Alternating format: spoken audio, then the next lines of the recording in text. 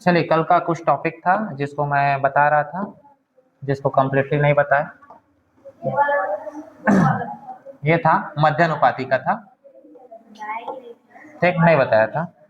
चलो देखिएगा, ये पेपर में जो है आपका 1 नंबर का भी आ सकता है, 2 नंबर का भी आ सकता है, तो आपको जो है इसको बनाना है।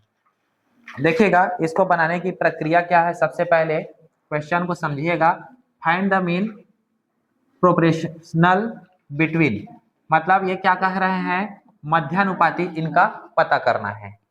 ठीक है, अब मध्यानुपाती कैसे ज्ञात करते हैं, सबसे पहले देखिएगा। ठीक है जी, ये एग्जाम्पल का क्वेश्चन है। हाँ, एग्जाम्पल से लिया गया है। ठीक, क्या करेंगे, 6 और 12 का मध्यानुपाती मान लो, यहां पर माना लिख लेना, लेट। ठीक है, क्या लेंगे, के है। अब मध्यानुपाती मतलब 6 और 12 के बीच का, तो मध्य में ही इसको डालेंगे। ठीक है, मध्यानुपाती। अब इसको अनुपात समानुपात में बनाना है हमें, तो इसको कैसे लिख लेंगे, 6 का अनुपात करेंगे के। अब यही मध्य वाला को समानुपात में भी रखा जाता है, मध्य वाला को ही रखेंगे, ध्यान देना। अब इसको अनुपातों में तोड़ देंगे, 6/के समानुपात का मतलब होता है बराबर, और इसको के को लिख दूंगा और यहाँ पर हो जाएगा 12। अब क्या है, मैं के को पक्षांतर कर सकता हूँ, के को पक्षांतर करूंगा तो के और के आपस में गुणा हो जाएगा और 12 और 6 गुणा हो जाएगा। होगा कि नहीं होगा, तो के गुणित क्या हो जाएगा, के हो जाएगा। अच्छा, यहाँ पर एक चीज और ध्यान देना, इसको हमें वर्ग के रूप में भी देखना है कि किसके वर्ग के अंतर्गत आता है। क्या मैं 4 को तोड़ूंगा तो किसी के वर्ग के अंतर्गत आ सकता है, आ सकता है। किसके अंतर्गत आ सकता है, 4 तिया 12, मतलब 3 चौक 12, और 4 किसका वर्ग बनेगा, 2 का बनेगा ना। बस ऐसे ही करना है, के का फिर के साथ में स्क्वायर हो जाएगा। अब यहाँ पर ये 6 को 3 से गुणा करूंगा तो 6 तिया क्या हो जाएगा, 18 हो जाएगा, और ये 4, 18 भी किसी के वर्ग से टूटेगा। 9 दूनी 18, 2 गुणित क्या हो जाएगा, 9 गुणित फिर 4 हो जाएगा, फिर इसको मैंने क्या कर दिया, के स्क्वायर। अब इसको समझिएगा, इसके स्क्वायर को मैं पक्षांतर कर दूंगा तो क्या होगा, करनी में होगा। ठीक है, यहाँ पर मूल नहीं ज्ञात कर रहे, मूल ज्ञात करना होता है तो प्लस माइनस में होता है। ठीक है, तो मूल ज्ञात नहीं कर रहा है, ध्यान देना। अच्छा, 9 किसका वर्ग है, 3 का वर्ग है। 4 किसका वर्ग है, 2 का। ठीक, अब करणियों से वर्ग हट जाता है, हट जाता है ना, तो ये इस प्रकार से जो है सिर्फ इसमें रहेगा, और इसका सिर्फ 3 हो जाएगा और इसका 2 हो जाएगा। हाँ, 3 दूनी कितना हो जाएगा, 6, तो 6 करनी ये 2 हो जाएगा। फिर इस प्रकार से ये इसका आंसर हो जाता है। ठीक है, किसी को दिक्कत थोड़ी ना हुआ, आसान है, समझ में आ जाएगा। ठीक, डाउट है किसी को, चलिए सेकेंड वीडियो करो, चालू भी किए थे कि नहीं किए थे जी। चलिए देखते हैं अगला क्वेश्चन।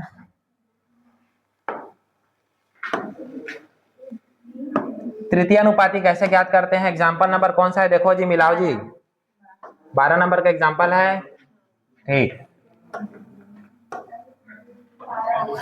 12 नंबर है ना। चलिए देखिएगा क्या बोल रहे हैं, तृतीयानुपाती मतलब तीसरा नंबर वाला, मध्यानुपाती मतलब बीच वाला, चतुर्थानुपाती मतलब चौथा नंबर वाला। ठीक है, किसी को डाउट नहीं है ना। चलिए, तो यहाँ पर कौन सा नंबर का एग्जाम्पल है, उदाहरण 12। ठीक है, क्या बोला गया है, यहाँ पर 8xy और 8x² का तृतीयानुपाती पता करना है। ठीक है, एक चीज ये भी ध्यान देना, यहाँ पर x और y चर चल रहा है तो x y मान नहीं मानना है। इसको छोड़ करके अदर मानना है। ठीक है, माना लिखना 8xy और क्या है 4x² का तृतीया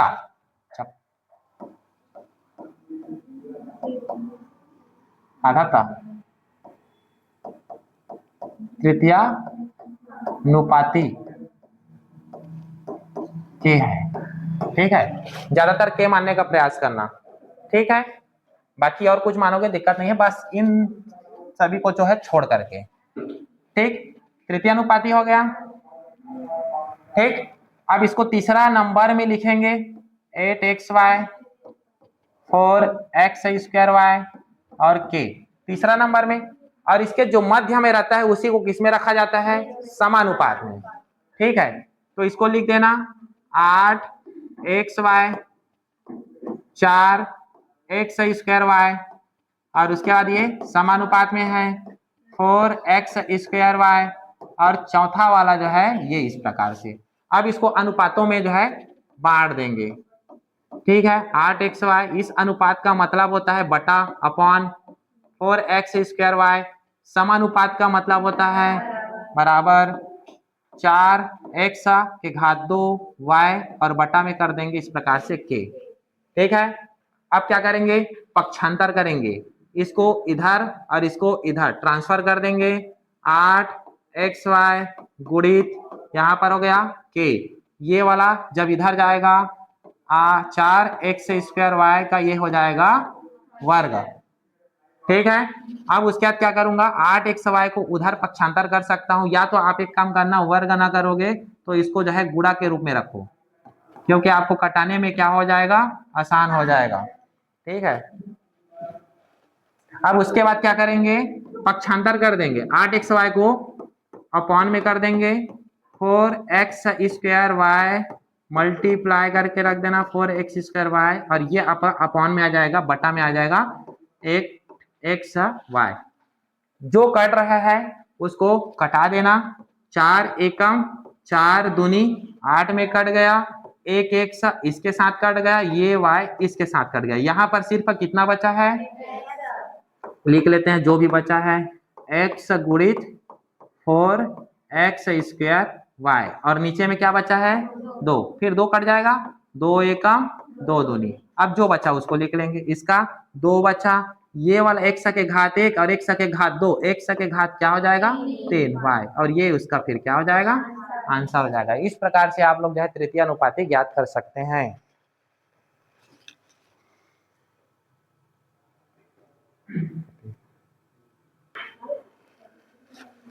चलिए देखिएगा एक और एग्जाम्पल 9th नंबर का है, किस प्रकार से चतुर्थानुपाती ज्ञात करते हैं। चतुर्थानुपाती मतलब क्या होता है चौथा नंबर वाला। ठीक है, तो इसी को जो है क्या करना आप लोग जो है माना लिखना 7 3 21 का चतुर्थानुपाती क्या मानोगे के है। ठीक है, अब यहाँ पर चतुर्थानुपाती मतलब जो है चौथा नंबर में, कितना नंबर में चौथा नंबर में रखेंगे, इसको अनुपात समानुपात में क्या करेंगे बांटेंगे।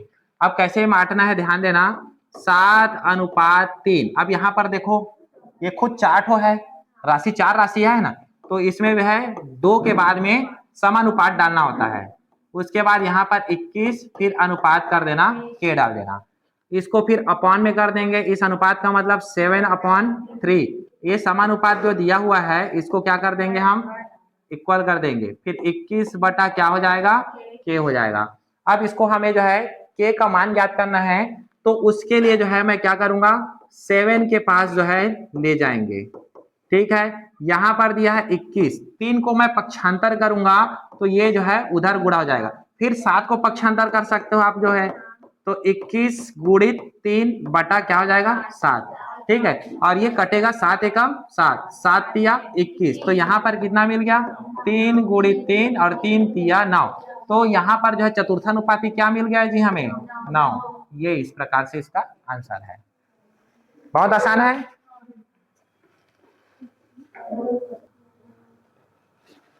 चलो एग्जाम्पल नंबर का 13 नंबर का एग्जाम्पल देखो, जो कि मोस्ट इंपॉर्टेंट है, ये बहुत बार पेपर में पूछा गया है।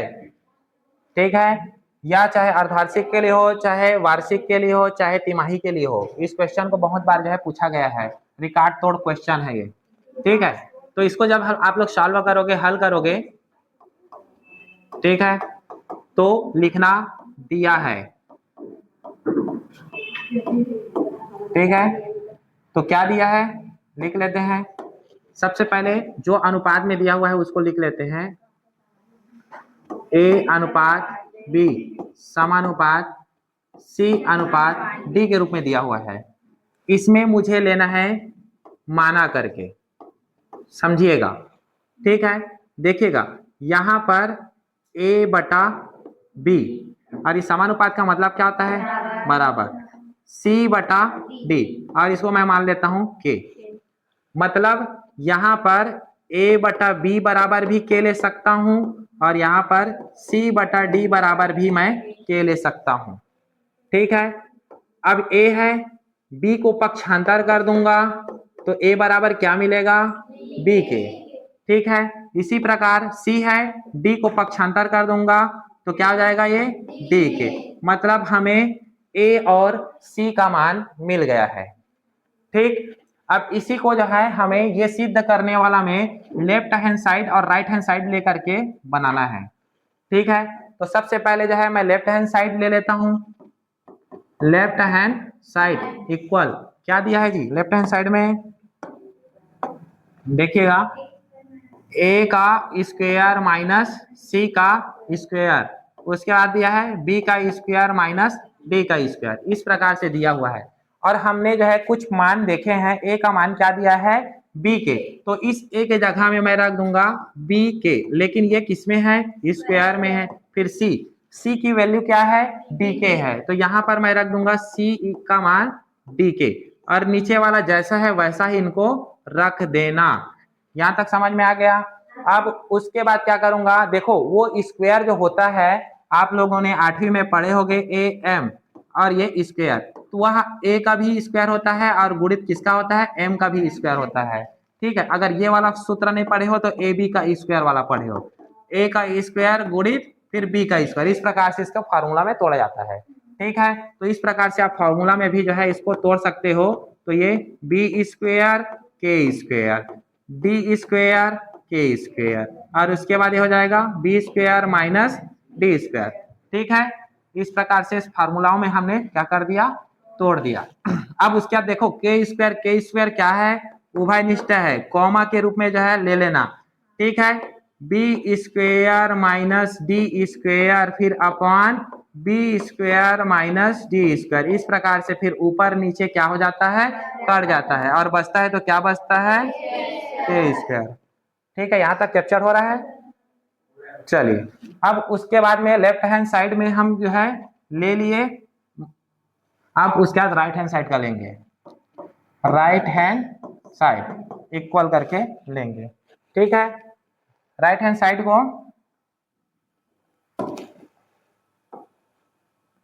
चलिए, राइट हैंड साइड में क्या है, ए सी बटा बी डी। अब यहां पर देखिएगा, यहां देखिएगा हमें जिसका भी मान पता है, ए का मान बी के, तो यहाँ पर जो है ए के स्थान पर हम रख देंगे बी के गुणित उसके सी का मान कितना है, डी के। ठीक है, तो सी के मान को रख देंगे हम डी के, और नीचे में जो दिया है बी डी। अच्छा, यहाँ पर के और के गुणज है, यहाँ पर उभयनिष्ठ नहीं लिख लेगा क्योंकि मल्टीप्लाई में गुणा में है, प्लस और माइनस रहता है तब निकलता है, ध्यान देना। तो ये वाला बी डी गुणित यहाँ पर के को हम गुणा कर देंगे, स्क्वायर हो जाएगा, और नीचे में है बी डी क्या हो जाएगा, कट जाएगा, के स्क्वायर। अब यहाँ पर एक चीज ध्यान देना, यहाँ पर लेफ्ट हैंड साइड को हमने हल किया तब भी से के स्क्वायर निकला, राइट हैंड साइड को भी हल किया तो भी जो है के स्क्वायर निकला। तो आप लोग लास्ट में जो है इसको लिख सकते हो, left hand side equal right hand side, left hand side equal right hand side. मतलब आप लेफ्ट हैंड साइड का मान कितना है उसको भी लिख लो। लेफ्ट हैंड में क्या था, ए का स्क्वायर माइनस सी का स्क्वायर, उसके बाद क्या था बी का स्क्वायर इक्वल, और राइट हैंड साइड में क्या था ए सी बी डी। यही क्या करना था, सिद्ध करना था, सिद्ध हुआ। देखो कभी भी जो है किसी प्रकार के सामान वगैरह खरीदना रहता है ना, तो हमेशा ध्यान देना। देखो हम किसी भी मार्केट में जाते हैं, ठीक है, एक पेन लेते हैं, ठीक है, जिनका मूल्य कितना होता है 5 रुपए होता है, लेकिन तुमन के मन लागिस कि मोरो एक जन और भाई है ओकरो बा ले लेथन, ठीक है, तो इसको क्या कर देंगे 2 पेन ले लेंगे, ठीक है। अब 2 पेन के लिए आपको कितना रुपए चुकाना पड़ेगा, 10 रुपए चुकाना पड़ेगा ना। अब यहाँ पर एक चीज यह ध्यान देना, आप पहले एक पेन लिए, ठीक है, जिसका कीमत कितना दिए 5 रुपए, लेकिन पेन की जो है वैरायटी बढ़ गया, 2 ठो हो गया ना। जब ये पेन एक था वो 2 हो गया, और रुपए 5 था वो 10 हो गया, मतलब एक के बढ़ने से दूसरा भी बढ़ रहा है। तो यहाँ पर कौन सा यूज होता है, अनुक्रमानुपाती, व्युत्क्रमानुपाती। आप लोग 8वीं क्लास में पढ़े हो भाई, बताओ। यहां पर होता है अनुक्रमानुपाती, ध्यान देना, ठीक है। तो लिखना हल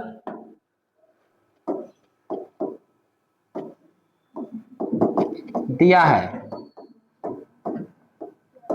ठीक, 29 पुस्तकों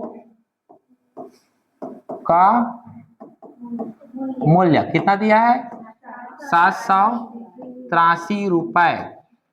अब उसके बाद क्या बोल रहे हैं, तो 2214 रुपए में कितने पुस्तक मिलेंगे, माना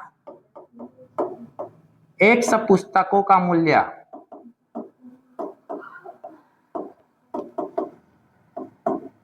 2214, ठीक है। अब आप लोगों ने यह देखा होगा कि कौन सा जो है अनुक्रमानुपाती विचरण, छोटी छोटी क्लासों में इसको आप लोगों ने पढ़े हैं। अनुक्रमानुपाती विचरण का फॉर्मूला क्या होता है, x1 upon y1 is equal to x2 upon y2। यही फॉर्मूला पढ़े हो ना, याद आया कुछ, ठीक। अब उसके बाद देखिएगा किसको आप x1 मानोगे किसको x2 मानोगे, ये आपके ऊपर डिपेंड रहेगा। सबसे पहला जो है ये वाला को आप लोग x1 मानना, और ये वाला को आप ना y1 मानना, इसको मानना x2 और इसको मानना y2। क्लियर, यहाँ तक। अब उसके बाद देखिएगा x1 का मान कितना है 29, और y1 का मान कितना है, आपने x माना है, चाहे तो यहाँ पर जो है y भी मान सकते हो, कोई दिक्कत नहीं है, ठीक है। उसके बाद जो है x2 का मान कितना है 783, और इसका मान कितना है 2214। अब आपको जो है x का मान ज्ञात करना है, तो इसको क्या कर देना, नीचे है उसको ऊपर पलट देना, तो x बटा 29। जब आप इसको इस भिन्न को जो है बदले हो, तो ये वाला भिन्न भी जो है बदल जाएगा, ठीक है, और उसके बाद 783 हो जाएगा। अब यहां पर ध्यान देना 29 को जब पक्षांतर करोगे तो क्या हो जाएगा, एक लेना लिख लू, 2214 गुणित 29 बगल में चला जाएगा, और 783 इतना। चलो इस प्रकार से जो है इसको हम लोग अब कटाएंगे, देखिएगा। तो x इज इक्वल टू ये वाला जो है 29 का ये 27 बार में कट रहा है, ठीक है, तो इसको लिख लेंगे 2214 बटा 27। अब इसको 27 को जो है आप कटाओगे, इससे ये छोटे अंक से भी कट जाएगा, 3 से भी कट जाएगा, बाकी आप डायरेक्ट से कटाओगे, डायरेक्ट का 27 से कम, और ये कितना कट रहा है 82 में। तो इस प्रकार से जो है x का मान कितना मिल गया 82, मतलब 82 पुस्तकों का मूल्य, 82 अता करके लिख लेना, 82 पुस्तकों का मूल्य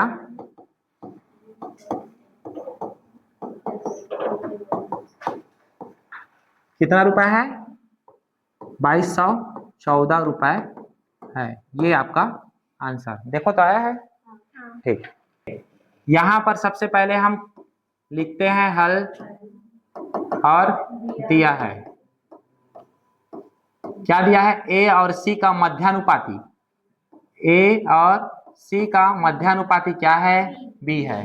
तो मध्य में रखे, बी तो है मध्य में, हाँ, ए और सी का मध्यानुपाती बी है तो बीच में मध्य में रखे हैं। अब इसको अनुपात समानुपात में बांटेंगे तो ए अनुपात बी समानुपात बी अनुपात सी। यहां तक सबका समझ में आया, क्लियर है। अब उसके बाद देखिएगा क्या है, ए बटा बी समानुपात का बराबर बी बटा सी।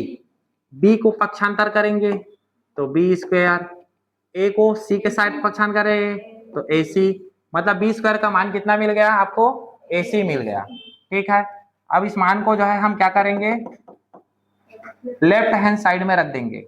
ठीक है, लेफ्ट हैंड साइड इक्वल क्या दिया है, A square plus B square upon A B. यहां तक समझ में आ गया।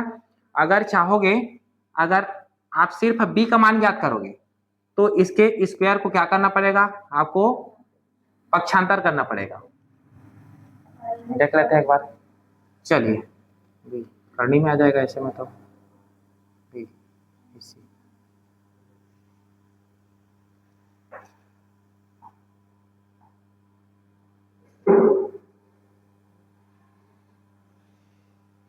एक काम करते हैं, इसको ना नीचे लिख देता हूं थोड़ा सा, और उसके बाद में b इज इक्वल टू ए सी, और ये आ जाएगा इधर, फिर करनी में आ जाएगा। ठीक, स्क्वायर को पक्षांतर करते हैं तो करनी में आता है ना, इसको समीकरण मान लेंगे। अब हमारे पास देखो बी स्क्वायर है तो ये ऊपर वाला को लेंगे। ठीक, तो नीचे में लिख लेते हैं ए स्क्वायर प्लस बी स्क्वायर का मान क्या है, ए सी, वो पूरा स्क्वायर का मान है, ध्यान देना। ठीक है, और नीचे में क्या है आपका, ए बी। एक काम करेंगे क्या, बी का मान नहीं रखते हैं, बी का मान नहीं रखते हैं, इसको रहने देते हैं ऐसे ही। ठीक, ये हो गया। अब इसके बाद देखिएगा, बता रहा हूं, अब देखिएगा इसमें क्या उभयनिष्ठ निकल रहा है, ए उभयनिष्ठ निकल रहा है तो ए प्लस क्या हो जाएगा सी, और यहाँ पर आ गया ए और ए आपस में कट जाएगा, कुछ बचा है यहाँ पर बी बचा है और यहाँ पर क्या बचा है बी। अब जो बचा क्या है, ए प्लस सी बी। अब ये किसके जैसा दिखाई दे रहा है, राइट हैंड साइड जैसा, और यही हमें सिद्ध करना था। हाँ, बस इतना ही करना था।